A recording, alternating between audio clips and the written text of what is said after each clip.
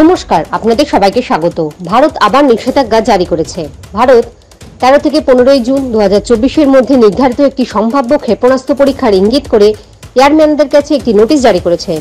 অপারেশনের নির্দিষ্ট এলাকাটি বঙ্গোপসাগরের মধ্যে একটি 430 কিলোমিটার অঞ্চল হিসেবে মনোনীত করা হয়েছে। যদিও পরীক্ষার সঠিক সময় প্রকৃতির আশেপাশে বিশদ বিবরণ ডিআরডিও দ্বারা অপ্রকাশিত রয়ে গেছে।